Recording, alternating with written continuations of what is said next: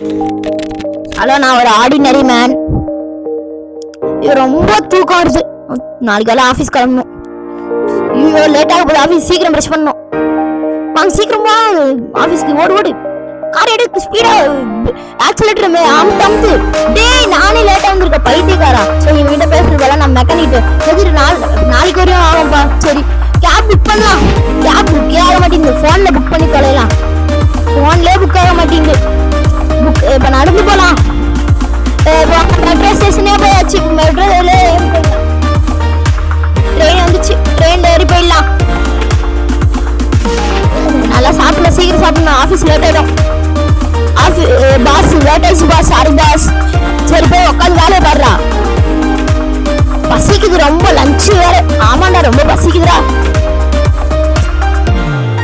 இதான் new friend. Part 2 சந்திக்கலாம்.